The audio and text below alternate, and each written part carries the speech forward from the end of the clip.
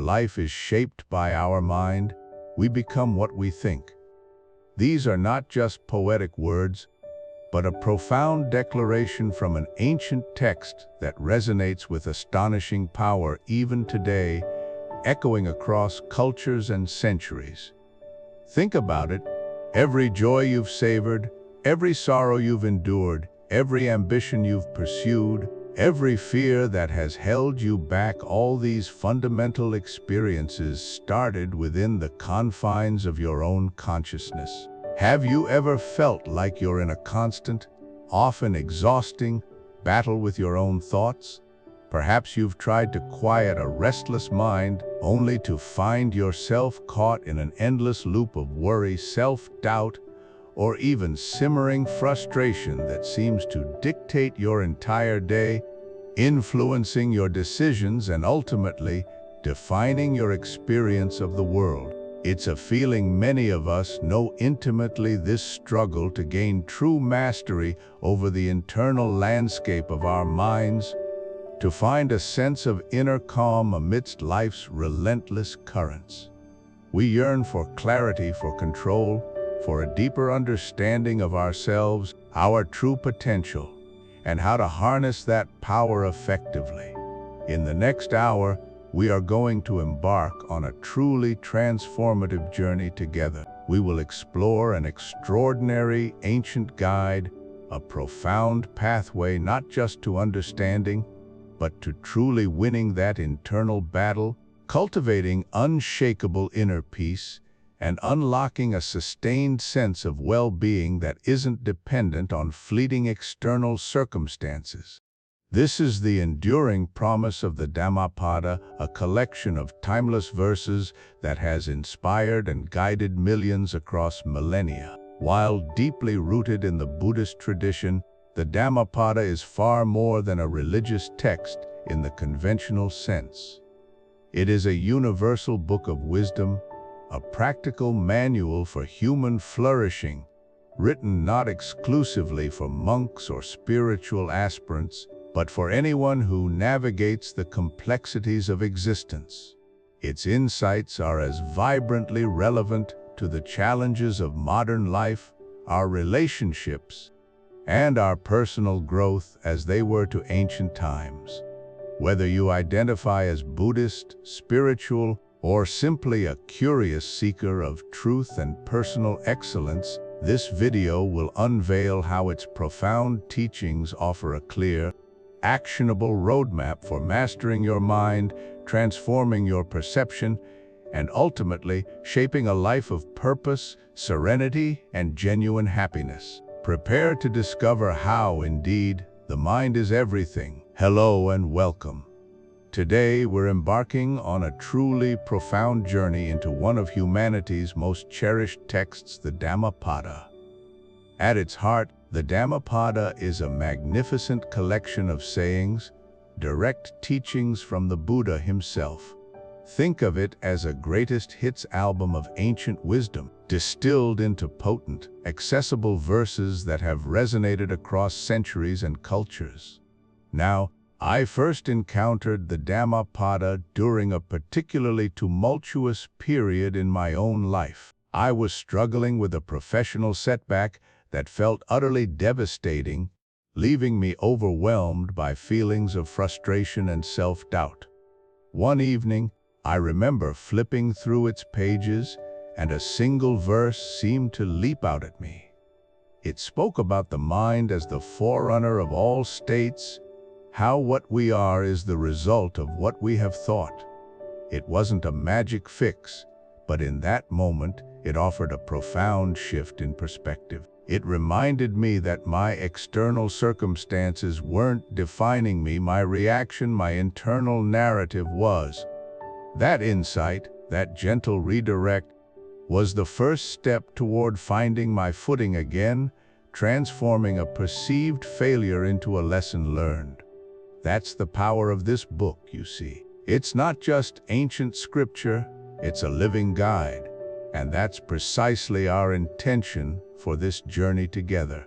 We're not simply going to read these verses, we're going to truly live them, we'll explore how these profound insights, spoken over 2 millennia ago, can still directly illuminate our modern lives, our challenges, and our aspirations.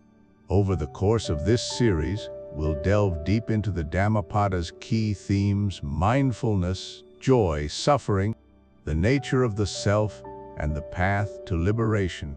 We'll unpack individual verses, explore their context, and discuss their contemporary relevance. But crucially, this isn't just an academic exercise.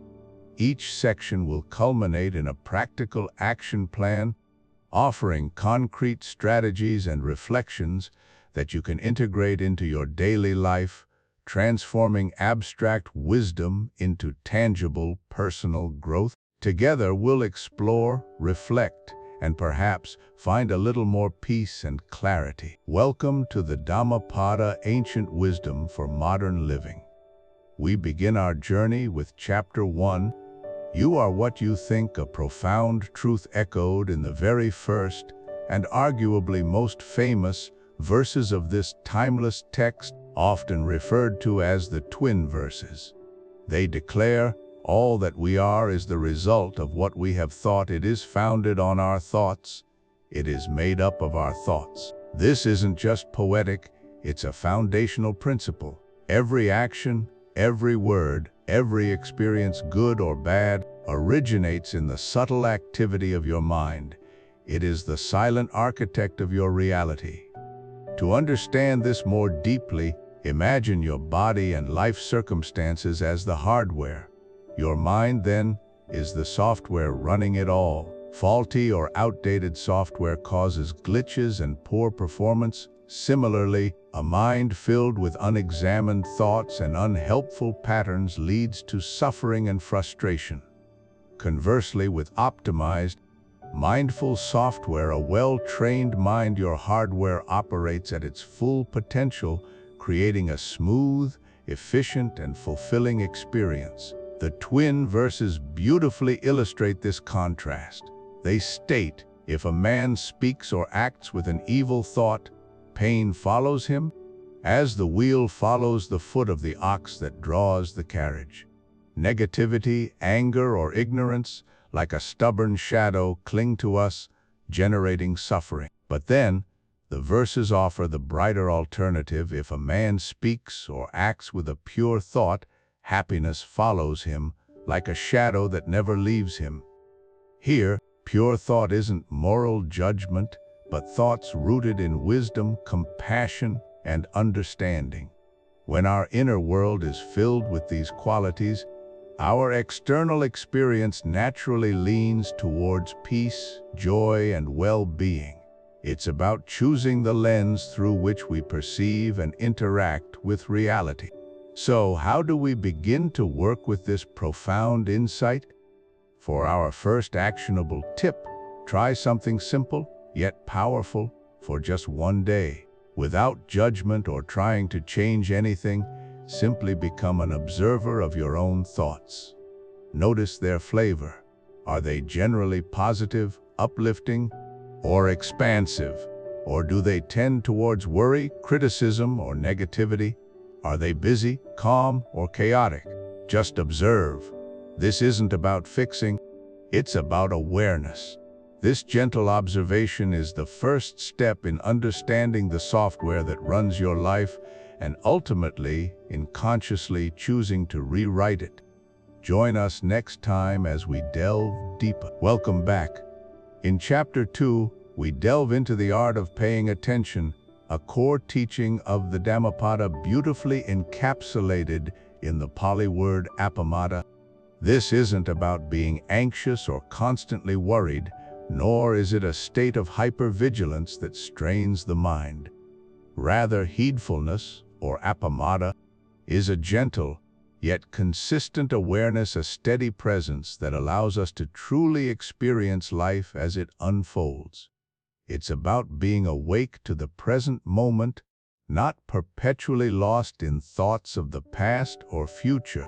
The Dhammapada makes a truly profound distinction between two kinds of people, offering a stark contrast that resonates deeply.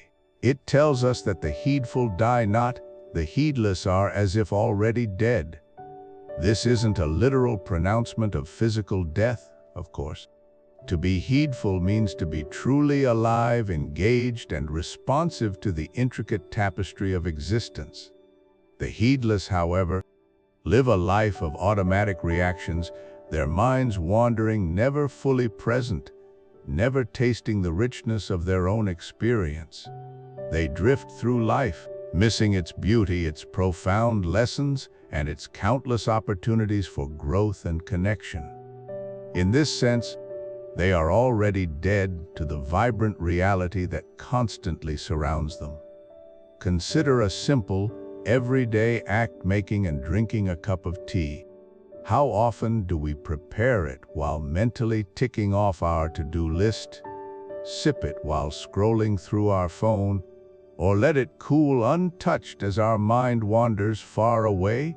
But imagine approaching that cup of tea with complete presence. Feel the warmth of the mug in your hands, notice the intricate patterns of steam rising, breathe in its delicate aroma, truly taste the complex notes on your tongue, feel its warmth spread through you as you swallow.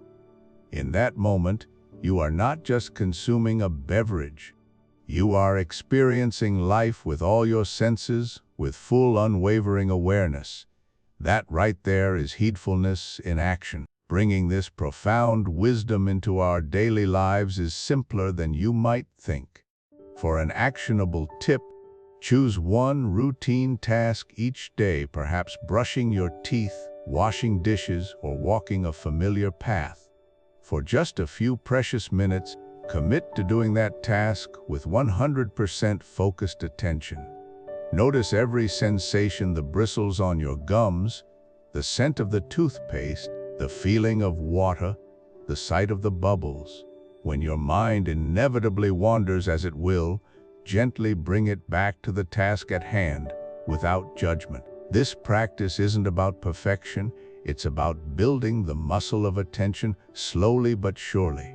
This consistent, gentle awareness, this appamada, is the invaluable key the Dhammapada offers for living a truly conscious and meaningful life. It transforms mundane moments into opportunities for profound connection and deep understanding, awakening us to the aliveness within and all around us. By cultivating heedfulness, we ensure we are truly living, fully present, and wholeheartedly engaging with the precious gift of our existence. Welcome back as we delve into Chapter 3 of the Dhammapada, Taming Your Wild Mind. Here, the ancient wisdom squarely confronts a truth many of us instinctively feel: the mind is an extraordinarily fickle, restless, and often chaotic thing. It flits about, hard to grasp, harder still to control. This restless quality often manifests as what many traditions call the monkey mind. Imagine a mischievous monkey, leaping from branch to branch in a dense jungle, never settling, constantly seeking the next sensation, the next distraction, the next thought.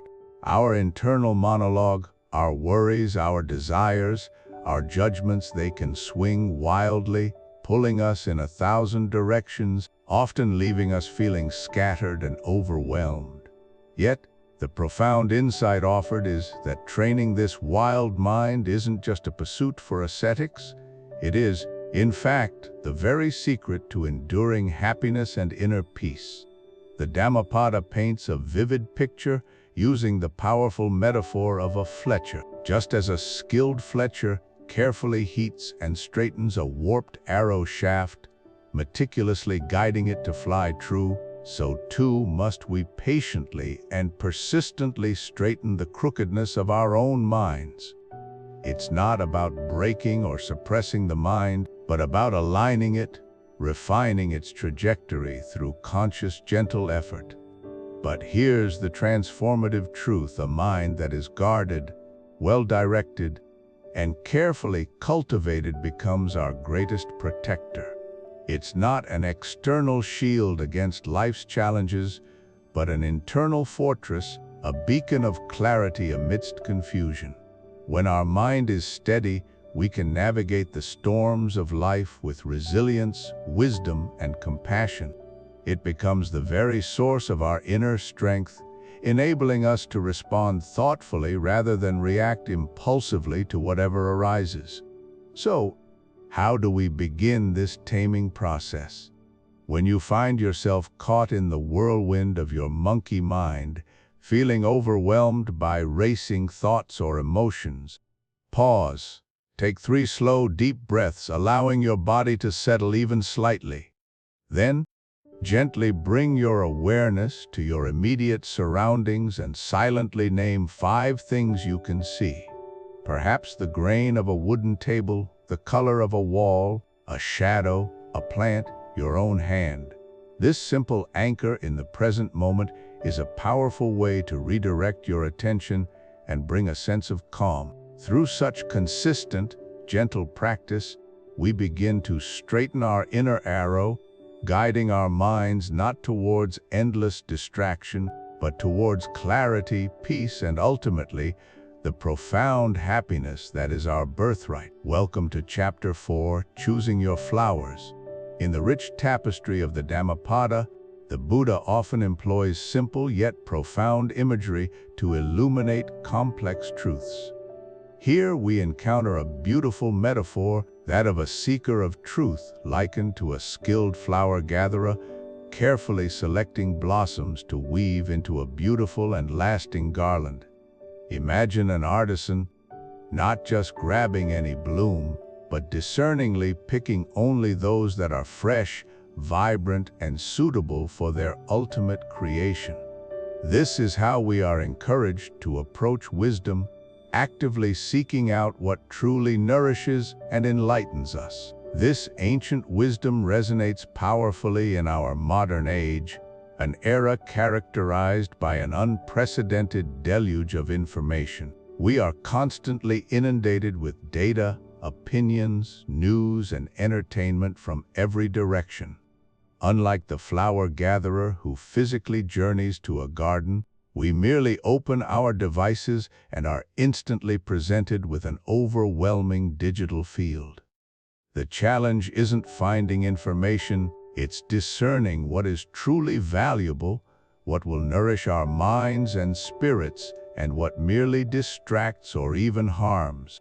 The Dhammapada encourages us to become our own skilled garland makers of knowledge. How do we choose wisely? We must cultivate a mindful awareness, asking ourselves, is this information constructive or destructive? Does it foster understanding, compassion, and peace, or does it incite fear, anger, or division? Is it based on genuine insight and timeless principles, or is it fleeting infotainment designed merely to capture our attention for a moment, leaving little lasting benefit? True wisdom, like a perfectly chosen flower, brings beauty and fragrance to our lives, while superficiality withers quickly. It's about quality over quantity, depth over breadth, and nourishment over mere consumption. So, how can we begin to apply this wisdom in our daily lives, transforming ourselves from passive consumers into active curators of our mental landscape? Here's an actionable tip you can implement today. Unfollow one social media account that doesn't genuinely add value to your life. Perhaps it's an account that consistently triggers negative emotions, promotes comparison, or simply fills your feed with noise. By consciously choosing to remove one source of distraction, you create a small space for more wholesome, meaningful flowers to bloom in your digital garden. It's a small step, but a powerful practice in mindful curation, echoing the skill of the ancient garland maker, carefully choosing what to bring into their sacred space. Welcome to Chapter 5, The Trouble with Being a Fool. In the Dhammapada, the fool isn't defined by low intelligence, but by a profound lack of wisdom and foresight. When the Buddha speaks of a fool, he refers to someone deeply unwise, or unskillful in actions, words, and even their intentions. It's an ignorance not of academic facts but of the deep, often unseen, consequences of their choices. A fool consistently fails to fully grasp the long-term ripple effects of their behavior, particularly how it impacts their own inner peace and overall well-being. This is an ignorance of cause and effect in the moral and spiritual realms. The Dhammapada offers a poignant warning: the company of the foolish is a long and painful journey. This is a profound insight into how our social and energetic environment shapes our own path. Being consistently in the presence of those who are unskillful, acting impulsively, without foresight, or perpetually generating negativity, inevitably influences our own thought patterns and emotional landscape, making our spiritual journey more challenging and arduous. More critically, however, the fool's greatest harm isn't primarily directed at others, but ultimately inflicts suffering upon themselves. Their unskillful actions, born from this fundamental ignorance of consequences, sow potent seeds of future suffering for their own minds and their own lives. Every thoughtless word uttered, every impulsive deed performed, every decision made without a guiding sense of wisdom becomes a self-inflicted wound, building up regret, creating avoidable difficulties, or accumulating karmic debt. It's a tragic, self-perpetuating cycle where their own deep ignorance becomes their undoing, leading them away from genuine peace and contentment. So, how can we personally navigate and integrate this profound wisdom into our daily experience? For today's actionable tip, I invite you to pause and reflect on one specific piece of advice you've consciously or unconsciously ignored in the past. Perhaps it was wise counsel from a parent, a trusted mentor, or even that quiet, discerning voice of your own inner conscience. Take a moment now to genuinely consider its wisdom in retrospect. Did ignoring that particular advice lead to unforeseen difficulties, complications, or unhappiness in your life? Or perhaps looking back with fresh eyes, you now vividly see the profound truth and sagacity in it that you simply couldn't perceive or accept at the time. This simple yet powerful act of honest reflection can illuminate our own past patterns of unskillfulness and, crucially, guide us towards making much wiser, more foresightful choices in the present moment, steering us towards a path of greater peace and understanding. Welcome back, listeners, as we delve into Chapter 6 of the Dhammapada, a profound exploration into the qualities of a wise person. Here, the teachings draw a vivid line between the unsettled mind and the serene heart, guiding us towards understanding what true wisdom entails. The Dhammapada doesn't merely define wisdom, it paints a picture of its embodiment. Imagine a mighty, solid rock standing steadfast against the fiercest winds. This is the imagery evoked for the wise individual. Unlike the easily swayed, the wise person remains utterly unmoved by the gales of praise or the harsh blasts of blame.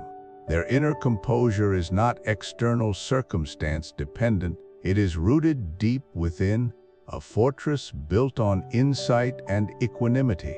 While others might inflate with ego from compliments or crumble under criticism, the wise maintain a steady, calm presence, understanding the transient nature of both. This profound stability isn't born from an exhaustive, encyclopedic knowledge of all things.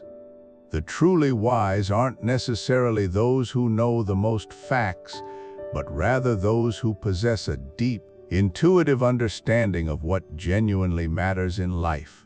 They grasp the fundamental truths of existence, impermanence, suffering, and non-self, recognizing the futility of chasing fleeting pleasures or clinging to transient identities. Their wisdom lies in discernment, in separating the essential from the trivial, thereby cultivating a mind free from unnecessary agitation and attachment.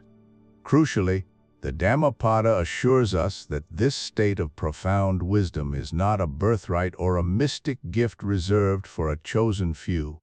It is a skill, a practice, a way of life that can be meticulously cultivated by anyone who commits to the path.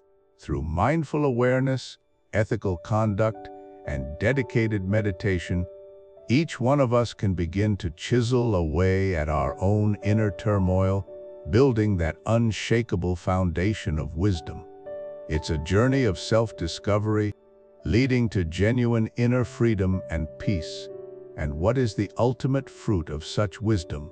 A wise person naturally becomes a source of immense good, not only for their own well-being but for all those whose lives they touch. Their calmness is contagious, their clarity is illuminating, and their actions are invariably compassionate and skillful. They embody peace, radiating it outwards, transforming their immediate environment into a space of greater harmony and understanding. To begin cultivating this quality of inner steadfastness, here's a practical step you can take today as you navigate your day. Pay particular attention to any instances where you receive either criticism or praise. Instead of immediately reacting, whether that's with defensiveness, elation, or dejection, simply pause. Take a moment to notice your internal reaction. Feel the subtle shift in your body, the thoughts that arise in your mind. Just observe. Acknowledge these reactions without judgment, without feeling compelled to act upon them immediately. This simple act of noticing creates a vital space between stimulus and response, a space where wisdom can begin to grow. By practicing this mindful observation, you begin to build that inner rock, inch by patient inch. You start to see how external words, whether sweet or harsh, are merely passing winds, unable to disturb the deep-seated calm of a truly wise heart. This is the promise of the Dhammapada's chapter 6, inviting us all to embrace the journey towards unwavering wisdom. Welcome to chapter 7, the freedom of letting go. In our journey through the Dhammapada, we frequently encounter the profound concept of the Arahant, the perfected one. This isn't about becoming a robotic entity devoid of human feeling. Far from it. An Arahant isn't someone who feels no joy, no compassion, no sadness.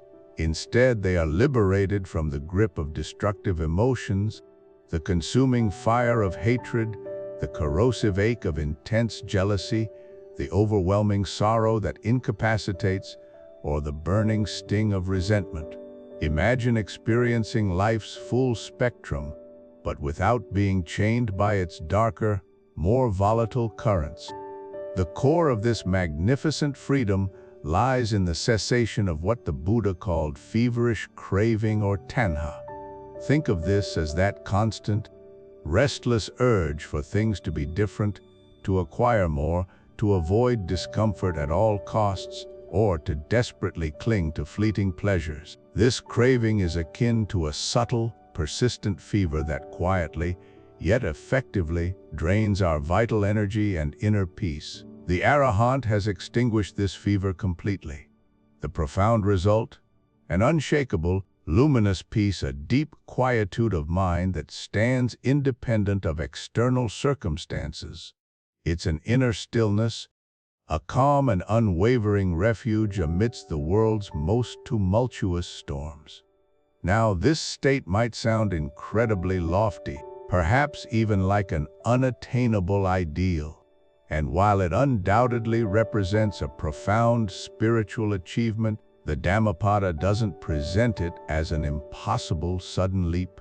Rather, it is illuminated as the ultimate direction of the spiritual path. Every conscious step we take in understanding impermanence, in practicing wholesome kindness, in cultivating attentive mindfulness, is a purposeful stride towards that very freedom. It serves as a powerful reminder that liberation is genuinely possible and that almost every moment offers us an invaluable opportunity to gently loosen our grip on whatever binds us.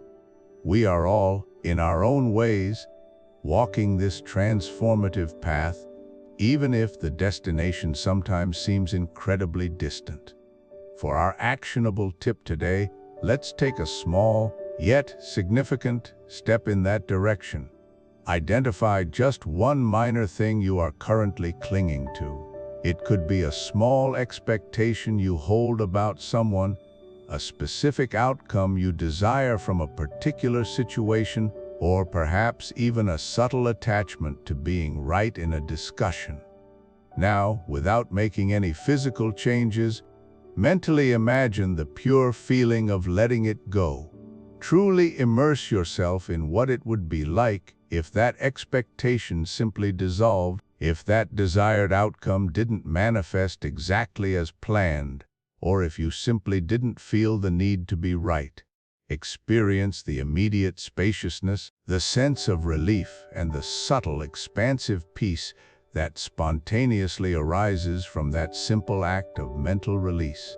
Even this momentary imagining can offer a precious glimpse into the profound freedom and inner calm that the Arahant so fully embodies. Welcome back as we delve into Chapter 8, Quality over Quantity, a profound reflection from the Dhammapada that challenges our modern tendencies towards abundance over essence.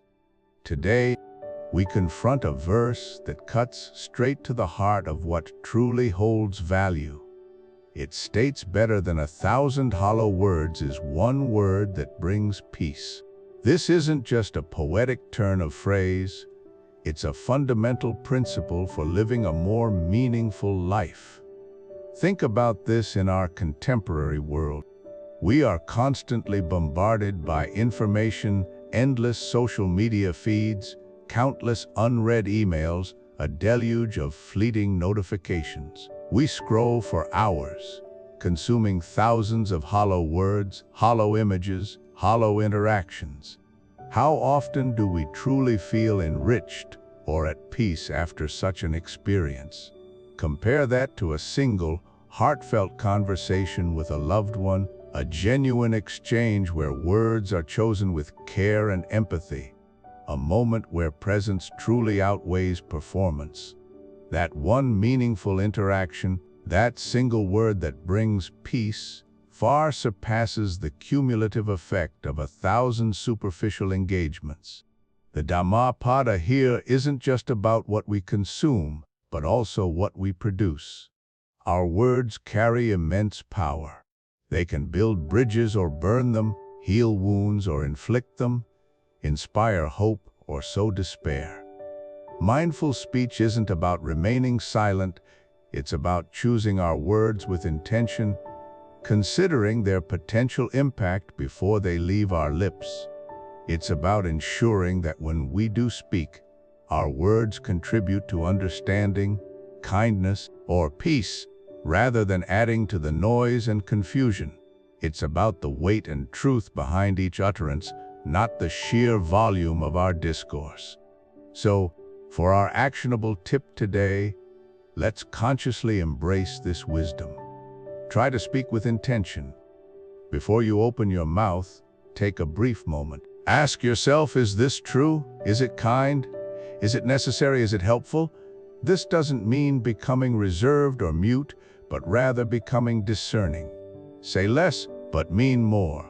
Let your words be like carefully placed stones, building something substantial, rather than scattered pebbles in a vast, indifferent ocean. Observe the difference it makes, not just in your interactions, but in your own sense of inner peace and clarity. In a world that often celebrates quantity, the Dhammapada reminds us of the profound, enduring power of quality. One word, one action, one moment of true presence can reshape our reality more effectively than 1,000 empty gestures. Let's carry this lesson forward. Welcome back to our exploration of the Dhammapada. In Chapter 9, we confront a vital truth: the slow burn of negative actions. This isn't abstract philosophy. It's a practical explanation of how minor wrongdoings accumulate, eventually leading to suffering. The Buddha beautifully illustrates this with the metaphor of a pot filling with water, drop by drop. He said, "Even a little water drop, falling often, fills a water pot.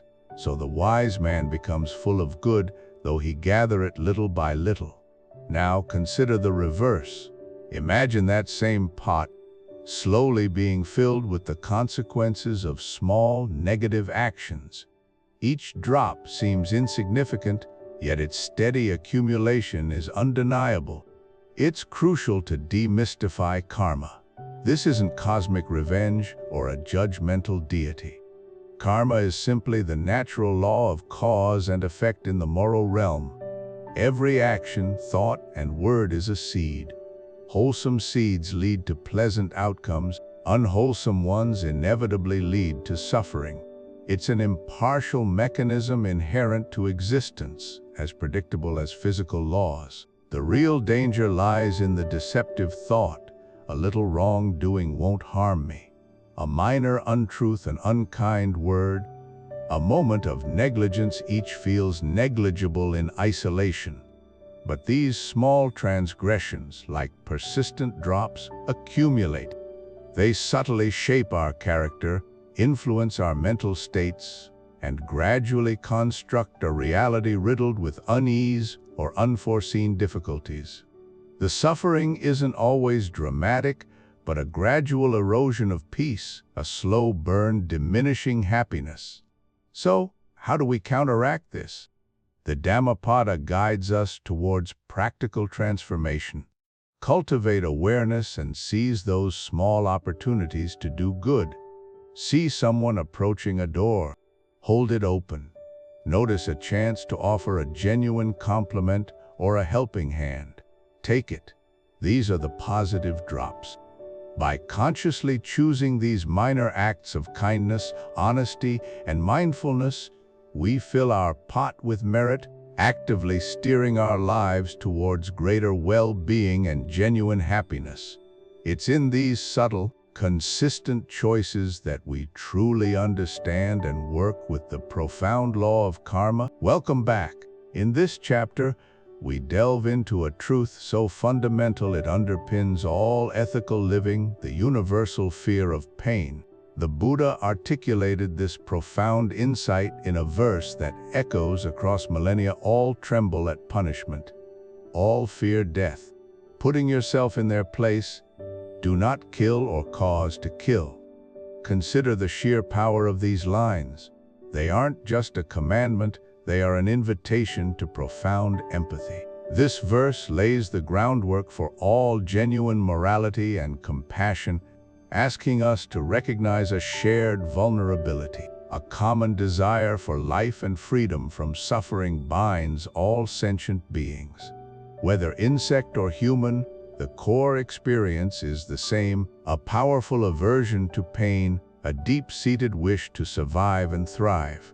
The wisdom here extends far beyond the literal act of not killing. If we truly put ourselves in another's place, we understand how any act that causes suffering, physical, verbal, or mental, violates this universal principle. Harsh words, judgment, gossip, or even unkind thoughts inflict pain, creating ripples of negativity that disturb the peace of mind of others and ultimately our own. Just as we recoil from physical injury, so too do we suffer from emotional wounds. How can we integrate this? Here's an actionable tip. The next time you feel judgmental or critical towards someone, pause. Take a deep breath and consciously bring to mind this simple phrase: just like me, this person wants to be happy. Just like me, this person seeks to avoid suffering. This isn't about excusing behavior, but about reconnecting with a shared humanity, fostering understanding before reaction. This practice, rooted in the core teaching of non-harming, is not merely a moral guideline, it is a path to inner peace and a more compassionate world. By truly internalizing the universal fear of pain and the universal desire for happiness, we unlock our capacity for boundless empathy, transforming our interactions and our very being. Welcome to Chapter 11, our journey through the Dhammapada, titled Impermanence and the Burning House. Here, the Buddha invites us to contemplate the profound reality of aging, illness, and death, not with morbidity, but with a clear intention to cultivate a deep sense of urgency and appreciation for the precious present moment. The Dhammapada employs powerful imagery to awaken us to this truth. Consider the body, this intricate structure we inhabit. It's described as a city of bones, a fragile vessel constantly decaying, a stark reminder of its impermanent nature. Or picture life itself as a house on fire, not literally consumed by flames, but metaphorically burning with the relentless fires of change, aging, and suffering. This isn't meant to instill fear, but rather to cut through our complacency, to shake us from the illusion of permanence we so often cling to. Far from being a bleak outlook, understanding impermanence acts as a powerful motivator. When we genuinely internalize that life is fleeting, that our time is finite, it fuels a desire to live wisely, to make choices aligned with our deepest values, and to love fully right now. It inspires us to resolve conflicts, to express gratitude, and to engage wholeheartedly with every experience, rather than deferring joy or wisdom to an imagined future. The awareness of change empowers us to truly live. Paradoxically, accepting the transient nature of life brings immense freedom. When we cease clinging desperately to what is bound to change our youth, our possessions, our very breath, we release ourselves from the suffering caused by attachment. This acceptance isn't resignation, it's a profound liberation that allows us to engage with life openly, without the constant fear of loss, finding peace in the flow of existence. So, for our actionable tip today, take a moment, right now, to truly appreciate your body and your health. Feel the breath in your lungs, the strength in your limbs, the beating of your heart. Acknowledge this incredible gift, knowing deeply that it is temporary. Let this awareness not bring sorrow, but a profound gratitude that inspires you to cherish this moment, this life with every fiber of your being. Impermanence isn't a threat, it's an invitation to awaken and embrace the present with an open heart. Welcome to Chapter 12 of our journey through the Dhammapada, Be Your Own Island. Here we explore one of its most profound messages, the absolute necessity of self-reliance, personal responsibility, and cultivating yourself as your primary source of refuge and strength. It's a call to inner sovereignty, urging us to look within for the answers and stability we often seek externally. At the heart of this teaching lies a powerful verse, "You are your own master." Who else could it be? This isn't just a philosophical statement, it's a direct challenge, a profound truth. It asserts that ultimately, you alone hold the reins to your mind, your actions, and your spiritual development. No external deity, guru, leader, or social trend can dictate your inner landscape or carve your path to liberation. The Dhammapada offers active empowerment, declaring that the power to overcome suffering, cultivate wisdom, and find lasting peace resides squarely within you. This isn't about isolation, it's about understanding where ultimate responsibility and agency truly lie. Now, this emphasis on self-mastery doesn't mean shunning all advice or rejecting others' wisdom. The distinction lies in understanding the difference between seeking guidance and giving away your personal authority. A wise teacher can illuminate the path, share experiences, and offer skillful means. They can point the way like a map shows roads, but it's your feet that must walk the miles, your discernment that must evaluate the map against the terrain. To give away your personal authority means blindly adopting beliefs or actions without personal investigation, without internalizing the truth. It means outsourcing your spiritual compass, expecting someone else to carry your burdens or grant enlightenment. The Dhammapada encourages us to be discerning, to question, to test, and ultimately, to embody the teachings through our own direct experience. Guidance is a flashlight, authority is the hand holding it. Never let someone else hold that light permanently, especially if it dims your own inner lamp. This brings us to the crucial understanding that the path to peace, to genuine freedom, is an inside job. It is profoundly personal. No one can walk this path for you. You cannot inherit enlightenment. You cannot be given peace. It is cultivated through diligent effort, mindfulness, and the patient transformation of your own mind and heart. Your actions, words, and thoughts are the tools you wield to build your inner sanctuary. External circumstances fluctuate, but the strength of your inner island, your refuge, is built by you brick by brick, moment by moment. So for today's actionable tip, make one small decision based purely on your own values, not external pressure. Whether it's how you spend your lunch break, what book you read, or simply what thought you choose to nourish, this seemingly small act is a powerful affirmation of your inner authority, a vital step towards truly becoming your own island. Welcome to Chapter 13, Seeing Beyond the King's Chariot. Here, the Dhammapada invites us to view the world with profound wisdom, to not get trapped by its superficial beauty and fleeting pleasures.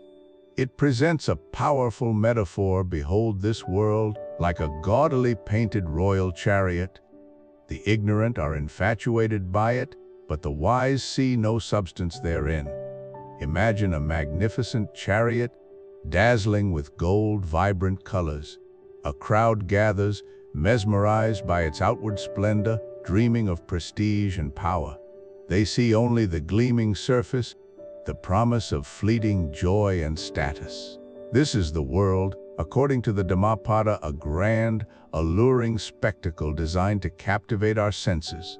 The fools, as the text implies, are utterly consumed by this dazzling display, believing its superficiality is the whole truth.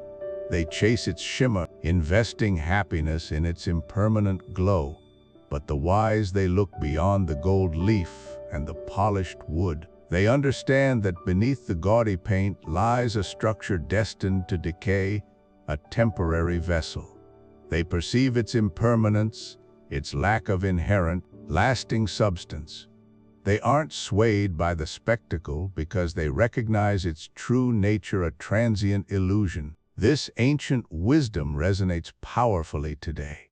Are we not constantly surrounded by our own gaudily painted chariots? The relentless pursuit of fame, measured in likes and followers, the accumulation of wealth, often for status rather than security, the obsession with physical appearances, driven by an ever-shifting ideal.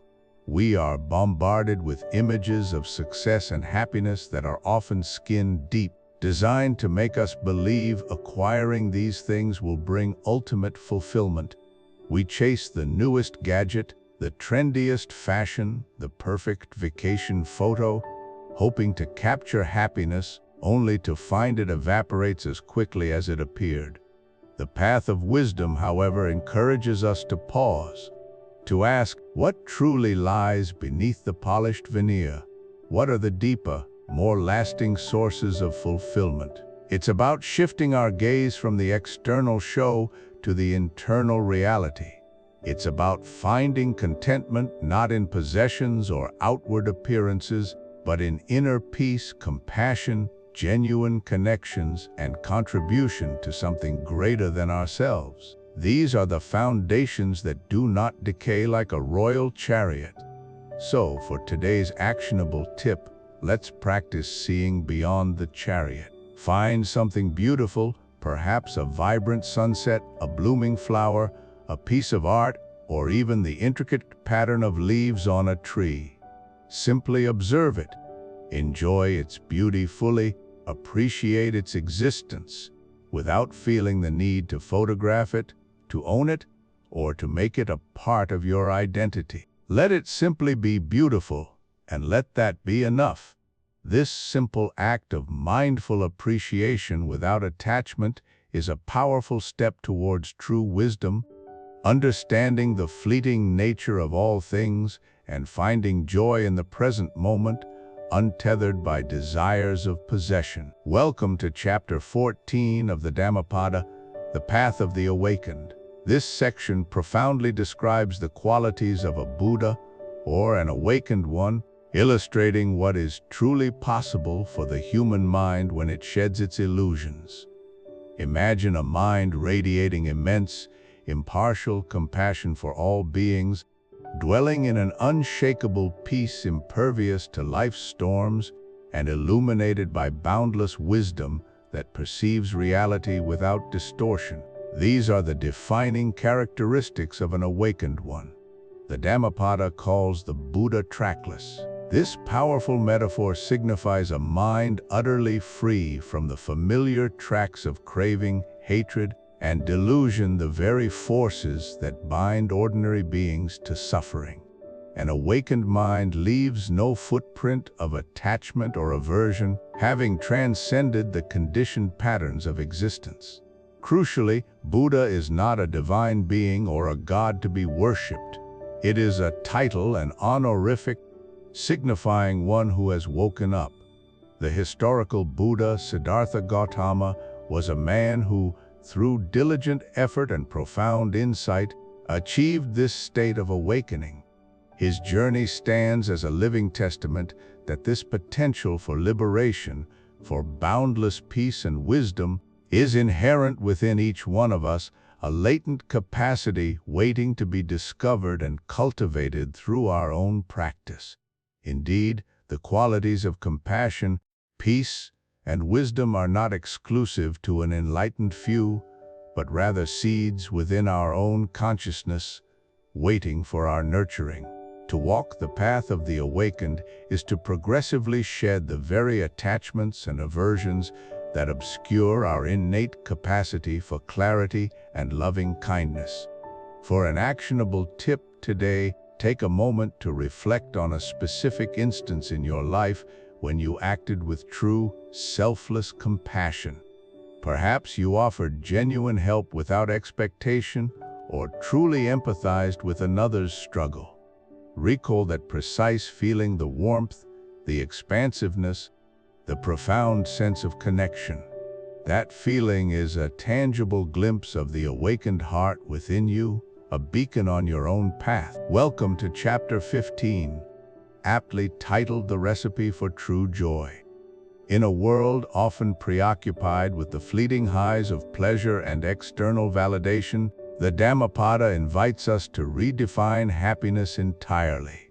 It's not about the frantic pursuit of what lies outside us, but a profound cultivation of inner peace, unwavering contentment, and a radiant freedom from ill will.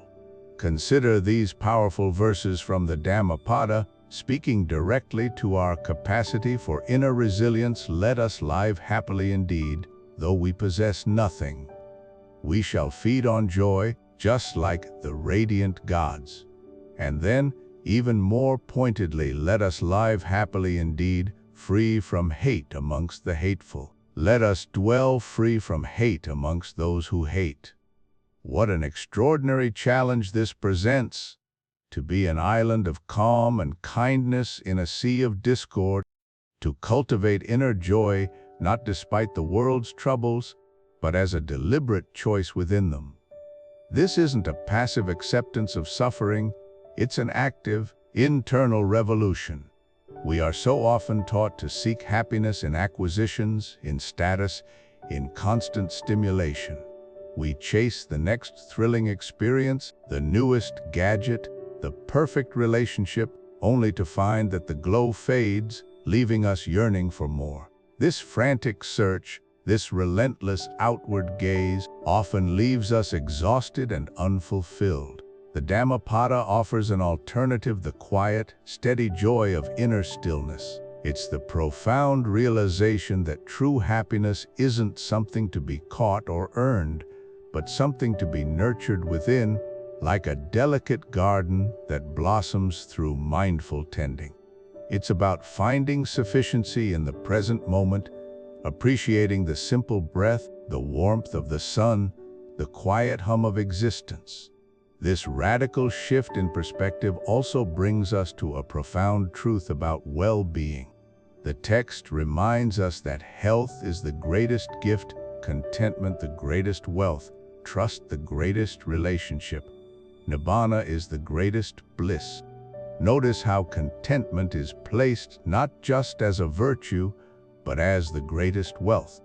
This isn't about being materially wealthy, but about possessing an inner richness that no market fluctuation can diminish.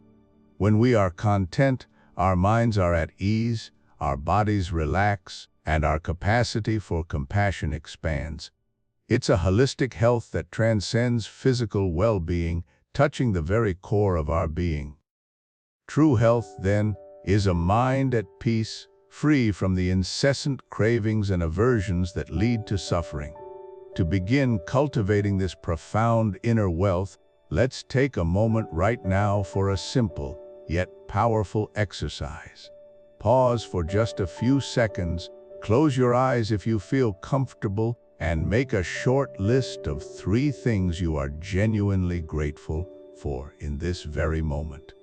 Perhaps it's the warmth of your home, the sound of a loved one's voice, the ability to simply breathe freely, or even the clarity this moment of reflection brings. Feel that gratitude, allow it to settle within you. This simple act is a small seed of contentment, a step towards a joy that isn't dependent on external circumstances, but blooms from within. Welcome to Chapter 16 of our journey through the Dhammapada, a profound section titled The Trap of Attachment. This chapter explores a challenging, yet ultimately liberating, teaching the idea that our attachments, even to the things and people we love, are a source of suffering. This concept can initially feel counterintuitive, but its wisdom reveals a path to a more expansive way of loving and living. The heart of this teaching lies in a powerful verse: from what is dear, grief is born. From what is dear, fear is born. Think about what we cherish: a loved one, a possession, a status, a routine. The Dhammapada suggests that the stronger our emotional grip on these dear things, the more vulnerable we become. When that which is dear changes, departs, or is lost, as all things eventually will, grief is born. And even before loss, the potential for it creates fear and anxiety that constantly threatens our peace. We fear losing our job, our relationship, our health. This fear, too, springs directly from our attachment to these transient elements of life. It's crucial to distinguish clearly between wholesome love and unhealthy, clinging attachment. The Dhammapada is not asking us to stop loving. True, wholesome love, metta or loving kindness, is a spacious, open-handed wish for others' happiness. It's generous, unconditional, finding joy in their flourishing, not in possessing them. This kind of love liberates the heart. Clinging attachment, conversely, is possessive. It's driven by a subtle "I want" or "I need this to be happy." It seeks to hold on, to control, to make permanent what is inherently impermanent. This grasping is the root of suffering. Wholesome love is like holding a bird gently, allowing it to rest and fly. Unhealthy attachment is gripping it so tightly it cannot breathe, trapping both you and the bird. This teaching, then, is not a call to love less, but an invitation to love more freely, more fully, and without the debilitating fear of loss. When we loosen the mental grip of attachment, we paradoxically open ourselves to a deeper appreciation of the present moment with those we care for.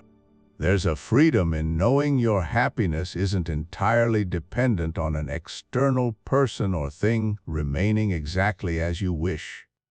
You can be fully present, loving wholeheartedly, without the constant underlying anxiety of what if it's gone. It's about cultivating an inner resilience and an open heart that embraces life's inevitable changes.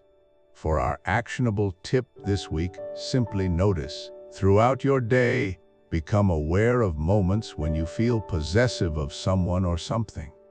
Perhaps it's irritation when a loved one acts unexpectedly, or anxiety about a cherished item. When you catch yourself in this mental grip, gently relax it. It's not about pushing away the person or thing, but letting go of the demand that it must be a certain way for your happiness. Just ease that mental tightening. This gentle act of releasing is a powerful step towards dismantling the trap of attachment and discovering a boundless capacity for joy and love. Welcome to Chapter 17, Conquering the Fire of Anger. In the rich tapestry of human emotions, anger often flares up, a destructive force capable of laying waste to peace, relationships, and inner calm. The Dhammapada offers practical wisdom on navigating this tempest. Its core teaching echoes with timeless truth: conquer anger with non-anger. Conquer evil with good. This isn't just poetic phrasing, it's a revolutionary call to disarm aggression with its opposite, to meet hostility not with matching hostility, but with deliberate, chosen tranquility. Consider, for a moment, the nature of anger itself. When we allow anger to take root, who suffers most immediately? While we might believe our fury is directed outwards, causing pain to another, the truth is far more insidious. Anger, in its essence, is a poison we drink, hoping another will die. It churns our insides, clouds our judgment, raises our blood pressure, and steals our peace. The Dhammapada reminds us that this destructive emotion harms the angry person far more deeply than it ever could harm the object of their anger. It's a self-inflicted wound, burning from within, consuming our own well-being long before it touches anyone else. Given this understanding, the path to true strength becomes clear. Many mistakenly equate anger with power, believing a loud voice or aggressive stance signifies dominance. Yet, the Buddha's teachings reveal a different kind of might. To respond to anger with patience, with understanding, even with compassion, is not a sign of weakness. It is a profound testament to inner fortitude. It demonstrates mastery over one's own impulses, a clarity of mind that refuses to be swept away by external provocations. This ability to remain unperturbed, to choose peace in the face of provocation, is a rare and powerful virtue, far surpassing the fleeting illusion of control anger offers. So, how do we begin to cultivate this strength in our daily lives? The next time you feel that familiar heat rising within you, that surge of irritation or rage, commit to a simple yet transformative practice. Before you speak, before you react, pause. Take a deep breath, count to 10. This brief, intentional delay creates a crucial space between stimulus and response. It allows you to intercept the automatic, destructive pattern and choose a more skillful, compassionate path. This 10-second pause isn't just about controlling your reaction, it's about reclaiming your power from the grip of anger, step by conscious step. Doing so, You embody the wisdom of the Dhammapada, transforming a destructive fire into a gentle, illuminating light. Welcome to Chapter 18, Polishing Your Own Mirror. The Dhammapada here emphasizes a core Buddhist principle: profound personal responsibility for our inner world. Our purity or impurity, our peace or turmoil, originates solely within us. We are truly responsible for our own inner work. This teaching's essence is captured in a powerful verse: by oneself is evil done, by oneself is one defiled. By oneself is evil left undone, by oneself is one purified. Purity and impurity depend on oneself. No one can purify another. These words are absolute. Our actions, moral choices, and inner state are entirely our own doing. No external savior or magical agent can perform this work for us. This is precisely why we speak of polishing your own mirror. Imagine your mind as a mirror. Through experiences, thoughts, and unskillful actions, it can become smudged and obscured. A clouded mirror distorts reality. Can another person reach into your mind to wipe away the smudges of anger, the dust of ignorance, or the streaks of attachment? No, they cannot. Only you possess the resolve and effort to restore its pristine clarity. Your loved ones cannot polish your mirror for you. This is your sacred singular task. This teaching is profoundly empowering, not disheartening. It places the power directly in your hands. Instead of feeling like a victim of circumstance, it reminds us that we hold the key to our own liberation. It removes the tendency to blame others for our state of mind or unhappiness. While external events can trigger responses, the quality of that response and our ability to transcend it remains our own responsibility. Blaming others, though common, externalizes the solution, leaving our peace dependent on things beyond our control. The Dhammapada firmly directs our focus back to where true change occurs within. For an actionable tip from this chapter today: when you feel the familiar surge of irritation or anger prompting blame, gently pause. Breathe, then turn inward and ask, not with judgment, but curiosity: what is my part in this? What within me is stirred? What is the condition of my mirror, and how might I begin to polish it? This simple shift in perspective is transformative. It's about self-empowerment and owning your inner landscape. Remember, the path to purity, clarity, and inner peace is a journey of self-discovery and self-effort. It's a journey we must all undertake for ourselves, one mindful wipe at a time, until our inner mirror reflects the world with perfect, unblemished clarity. Welcome to the Mark of a Truly Just Person, Chapter 19. Our world often sees justice as strict rules and harsh punishment. The Dhammapada redefines it: justice rooted in wisdom, non-violence, and fairness. It calls us to understand the spirit, not just the letter of the law. Consider hasty judgments. People condemn quickly, based on rumor or surface appearance. This incomplete understanding, swayed by emotion, is antithetical to true justice, lacking thorough investigation. Contrast this with careful investigation. A just person takes time, listens patiently, observes deeply. They seek not just facts, but nuances, motivations, underlying causes. Like a wise judge, they know a single piece of evidence rarely tells the whole story. This patient pursuit of understanding is the bedrock of a truly just approach. The Dhammapada defines the righteous not as a punisher, but a compassionate guide. They lead without violence or coercion, a guardian of Dharma, the cosmic order of truth. Their authority stems from wisdom and compassion, inspiring wholesome conduct. They embody fairness, treating all with respect, seeking to alleviate suffering. This challenges us: how do you perceive justice? Is it punishment or fostering healing and understanding? Can we move beyond simple right and wrong to appreciate human complexity? Can we choose compassion over condemnation? The Dhammapada asks us to cultivate a nuanced, compassionate view, prioritizing reconciliation. Integrate this wisdom with an actionable tip: practice charitable interpretation. When someone acts confusingly or wrongly, pause. Instead of assuming malice or ill intent, find the most generous reason for their actions.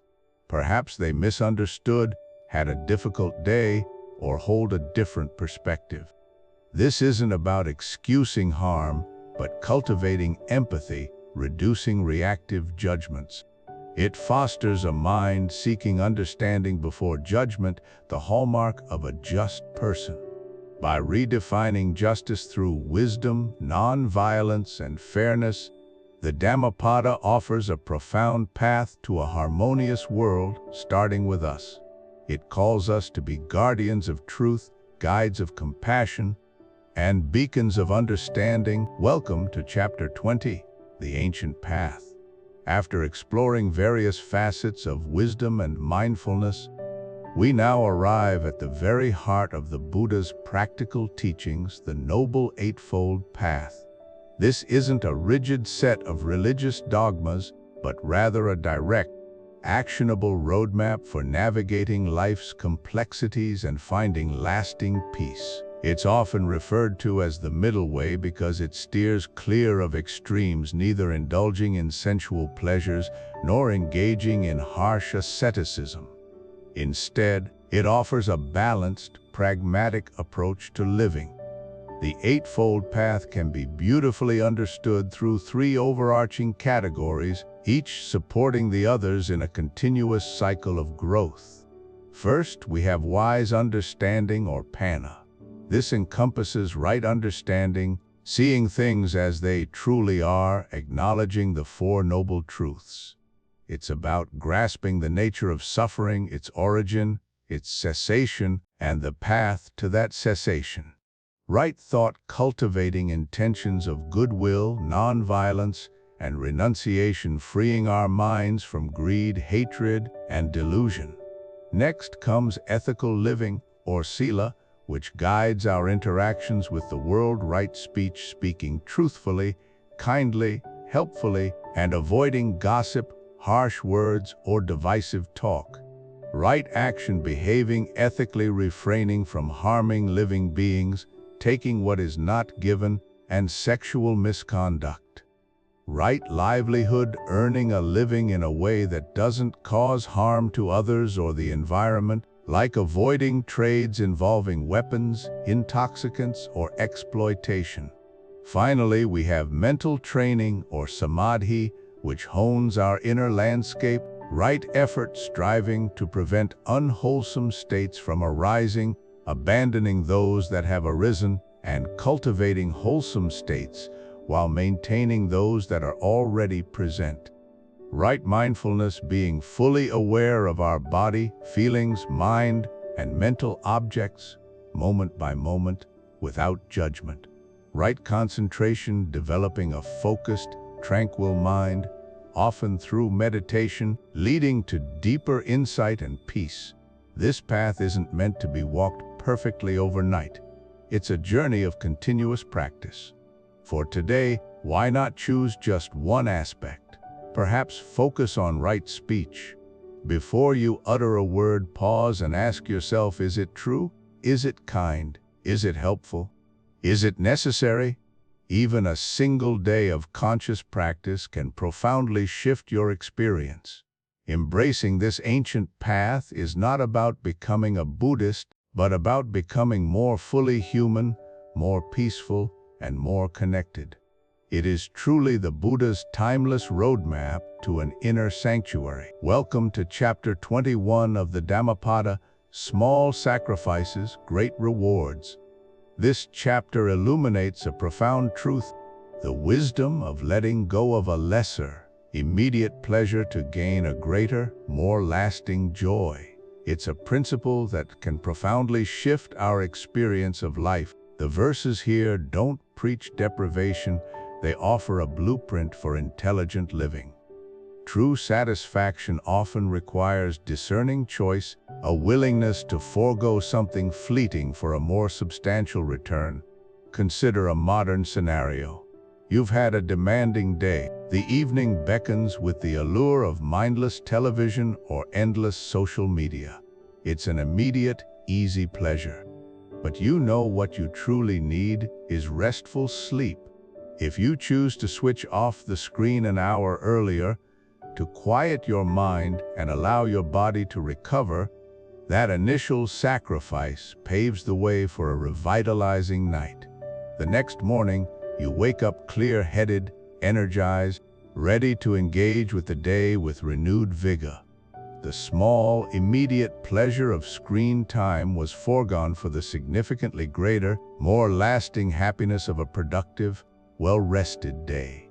This isn't self-punishment, it's self-investment. Self-discipline isn't a stern taskmaster, but a wise advisor for your well-being, helping you allocate your choices towards the greatest return on your happiness and peace of mind. It's about recognizing you are worthy of that greater happiness and making conscious decisions to cultivate it. So, reflect. What are those lesser pleasures in your own life that, perhaps unconsciously, hold you back from deeper, more enduring fulfillment? Is it procrastination when you should be tackling a task? Is it habitually reaching for an unhealthy snack when your body yearns for nourishment? Is it prioritizing a trivial distraction over connecting with loved ones or pursuing a meaningful hobby? Today, as you move through your hours, try this actionable tip. Identify one small instant gratification that typically pulls at your attention. Then, consciously forego it for a longer-term goal or profound well-being. It could be as simple as drinking water instead of that sugary drink, or taking 5 minutes to meditate instead of checking your phone. Experience the subtle, yet powerful shift when you make that deliberate choice. The wisdom of the Dhammapada reminds us that our greatest rewards often lay just beyond immediate gratification, waiting for us to make that small, conscious sacrifice. It's a journey of continuous refinement, leading towards a life of greater contentment and purpose. Welcome to Chapter 22, The Hell of Our Own Making. The word hell often conjures terrifying images: fire, brimstone, eternal damnation. Many see it as a punitive afterlife, a place for endlessly repaying wrongs.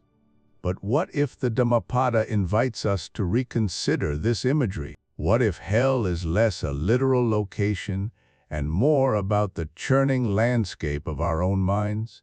Here, the Buddha's teachings demystify hell. They shift it from a theological decree to a deeply psychological reality. This isn't about external judgment after death. It's about the immediate, often excruciating, consequences of our actions and intentions playing out right here, right now, within our own consciousness. Consider intense, consuming anger. That searing heat, the tightness, the inability to see clearly, the desire to lash out. Isn't that suffering, a personal torment? What about the gnawing grip of jealousy, the constant comparison and bitterness that poisons joy? Or the suffocating weight of guilt, replaying a past mistake endlessly, a self-imposed prison of regret? These are not just unpleasant emotions, they are truly the hell realms we experience right here, often daily. They are states of profound mental suffering built by our own harmful actions, unskillful thoughts, and unchecked desires. But here lies the profound good news, the liberating insight: if these hells are our own making, then we possess the inherent power to dismantle them. We are not eternally condemned. Since we are the architects of our own mental suffering, we also hold the blueprints for escape. This isn't about avoiding punishment, It's about ceasing to punish ourselves. It's about recognizing the internal source of anguish and choosing a different path. So, how do we begin to leave these self-created infernos?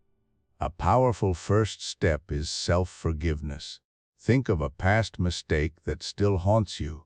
Instead of replaying it and reinforcing guilt, acknowledge the action, understand its impact, and then consciously choose to release yourself from that particular hell. This doesn't mean condoning the mistake, but rather releasing its binding power over your peace of mind. Offer yourself the same compassion you would a struggling friend. By doing so, you begin to dissolve the walls of your self-created prison, stepping into the light of acceptance and healing. The Dhammapada warns of hell not to scare us, but to awaken us to the present reality of our minds and the immense power we have to shape our inner world. Welcome back to our journey through the Dhammapada. Today we arrive at chapter 23, a powerful and vivid section titled The Patient Elephant. Here, the Buddha uses an unforgettable metaphor, painting a picture that resonates with timeless wisdom. Imagine, if you will, a magnificent elephant. Not just any elephant, but one trained for battle, standing firm amidst the chaos of war. Arrows rain down upon it, spears glance off its thick hide. The air is filled with the clamor of conflict. Yet this noble creature, through sheer training and discipline, endures. It stands its ground unwavering, absorbing every blow without faltering. It is this very image that the Buddha presents to us, urging us to consider our own battles. Just as the elephant endures the physical arrows of war, so too must we learn to endure the arrows that life inevitably shoots our way. These aren't always physical projectiles. More often, they are the harsh words, the criticisms, the unfair judgments, the frustrations, and the provocations that pierce our emotional and mental well-being. The Dhammapada teaches us that to remain steadfast and unperturbed in the face of such verbal assaults is a mark of true strength. It is an act of profound self-control and patience. The verses declare that a trained person, one who has mastered their own mind and emotions, is truly the noblest of all. They are superior to any warrior, any conqueror, because their victory is not over others, but over themselves. This mastery isn't about suppressing feelings, but about understanding them, about cultivating a deep inner calm that allows us to respond thoughtfully rather than react impulsively. This ability to endure, this unwavering patience, isn't a sign of weakness. It is the bedrock of inner strength and resilience. It's the quiet power that allows us to navigate life's inevitable storms without being swept away. It's the steadfastness that protects our inner peace, no matter what external circumstances may bring. When we practice patience, we are not just waiting, we are actively cultivating an unshakable inner core. So, how can we apply this wisdom in our daily lives? Here's an actionable tip for you. The next time you feel impatience rising within you, or when someone's words feel like a sharp arrow aimed directly at your peace of mind, take a moment, pause, and visualize yourself as that calm, steady elephant. See yourself standing firm, rooted, unperturbed. Feel its massive strength, its deep inner stillness. Let that image empower you to respond with patience and self-control, rather than letting the arrows of the world penetrate your inner sanctuary. By doing so, you begin to embody the noble training that the Dhammapada extols. Welcome back as we delve into chapter 24 of the Dhammapada, Uprooting the Weed of Craving. Here, the Buddha identifies tanha, or craving, as the single root cause of suffering. Imagine a vibrant garden, slowly choked by a parasitic weed. It wraps around every healthy plant, stealing nutrients, stifling growth, ultimately suffocating its potential. This is what craving does to our minds. Tanha is that relentless weed, sapping joy, distorting perception, and preventing true peace. The cycle is tragically simple. We crave something, acquire it, and experience fleeting satisfaction. But that happiness quickly dissipates, leaving an emptiness demanding to be filled by the next desire. We crave again, the chase resumes. This endless treadmill, this constant grasping, is the engine of our suffering. It leads nowhere permanent, always leaving us wanting. Crucially, this isn't about extinguishing all desire. We are human. We have wishes for well-being. The goal is not to become inert, but to liberate ourselves from the compulsive grip of craving. It's about detaching from Tanha's fierce clutch, recognizing its illusory promise. It means choosing our path with wisdom, not being driven by relentless internal demands. So, how do we gently remove this weed? The Buddha offers a profound yet simple practice. When a strong desire arises, say, an urgent need for specific food, or an impulse to check your phone instead of immediately acting, just pause. Sit with that feeling. Observe it like a curious scientist. Notice its physical manifestation, accompanying thoughts and genuine duration. Without judgment, simply witness its ebb and flow. By observing, you create space between yourself and the craving, diminishing its power and initiating its gentle uprooting. This consistent practice slowly loosens the weed's hold, allowing the garden of your mind to truly flourish. We've explored the timeless wisdom of the Dhammapada. Now, it's time to bring these profound teachings into your daily life. I invite you to embark on your 7-day Dhammapada challenge, a practical, week-long action plan designed to help you integrate these insights concretely and meaningfully. This isn't about achieving perfection overnight, but about consistent, gentle effort. Let's begin with day 1 and day 2, focusing on mindful mornings. For just 5 minutes immediately after waking, before reaching for your phone or diving into your day's tasks, simply observe. Sit or lie comfortably and watch your thoughts. Don't judge them, don't follow them, and certainly don't get lost in them. Just notice their arising and passing, like clouds in the sky.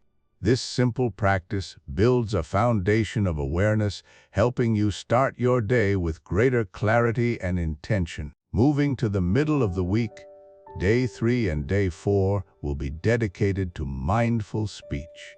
The Dhammapada reminds us of the power of words. For these 2 days, make a conscious commitment to avoid gossip and harsh words, both towards others and, crucially, towards yourself. Instead, practice speaking kindly, thoughtfully, and truthfully. Before uttering a word, take a brief pause and ask, is this necessary? Is it true? Is it kind? Is it beneficial? Notice the impact this shift has on your interactions and your inner state. As the week progresses, day 5 and day 6 focus on mindful action. Perform one small act of generosity without seeking any recognition or reward. This could be anything from holding a door for someone, offering a genuine compliment, or quietly helping a colleague. Simultaneously, practice empathy. When interacting with others, genuinely try to understand their perspective, even if it differs from your own. Imagine yourself in their shoes. This cultivates compassion and connection. Finally, we arrive at day 7, reflection. On this day, set aside 10 dedicated minutes for journaling. Reflect on your experiences throughout the week. What did you notice about your mind, your speech, and your actions? What felt difficult or uncomfortable? What moments were rewarding or brought a sense of peace? There are no right or wrong answers, just honest observation. This reflection solidifies your learning and reveals areas for continued growth. This 7-day challenge is an invitation to experiment, to observe, and to grow. Approach it with curiosity and self-compassion. The wisdom of the Dhammapada isn't just to be read, it's to be lived. Good luck, and may your journey be filled with awakening. Now, as we bring our journey through the Dhammapada to a close, let's distill its profound wisdom into 3 timeless, actionable truths, principles that can illuminate your path and transform your life. These are the anchors for remembering the core message of this ancient text. First, the timeless truth is this: your mind is the source. Every single experience, every joy, every sorrow, every possibility truly begins with your thoughts. The Dhammapada teaches us, with unwavering clarity, that what you think, you become. If you cultivate a beautiful mind, one filled with kindness, understanding, and clarity, you will, inevitably, live a beautiful life. Your inner world sculpts your outer reality in ways both subtle and profound. Secondly, we arrive at the truth that your actions are the path. It's not enough to simply think well, we must also act well.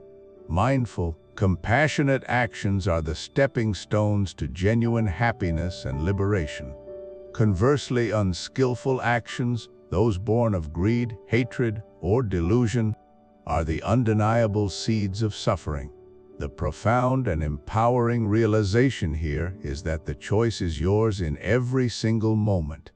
Each decision, each word, each deed shapes your destiny.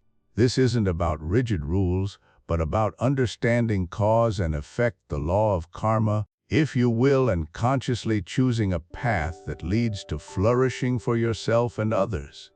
And finally, the third timeless truth, perhaps the most empowering of all: you are the solution. The Dhammapada doesn't point to an external savior or a distant deity for your salvation. Instead, it places the power, the responsibility, and the ultimate capacity to find peace and end suffering squarely within you. You possess the inherent wisdom and strength to navigate life's challenges. Therefore, the ultimate invitation is to be your own light, to be your own refuge. Trust in your inner capacity for awakening, for clarity, for compassion. This journey is yours, and the map, the compass, and the destination are all contained within. These 3 points: your mind as the source, your actions as the path, and yourself as the solution, form the bedrock of the Dhammapada's transformative message. Hold them close, let them guide you, and watch your life unfold with greater purpose and peace. If the profound wisdom we've explored today has resonated deeply with you, if it has sparked a flicker of recognition or illuminated a path within your own experience, then I gently encourage you to express that connection. Please take a moment now to like this video, letting us know this journey was meaningful for you. And if you wish to continue exploring such transformative insights, consider subscribing to our channel. Your engagement is invaluable. It helps us reach more fellow travelers on this path of understanding, fostering a wider community of mindful reflection. Speaking of community, I believe our shared reflections hold immense power. This isn't just a passive listen, it's an invitation to engage. So, I genuinely invite you to share your voice in the comments below. Take a moment to ponder which single verse, which profound idea, which stirring principle from our time with the Dhammapada today will you carry most closely with you? Perhaps it's a verse that spoke directly to a current challenge, or a concept that offered a new perspective. Your insights not only deepen your own understanding, but also enrich the collective wisdom of everyone who reads them. Let's create a space for thoughtful connection.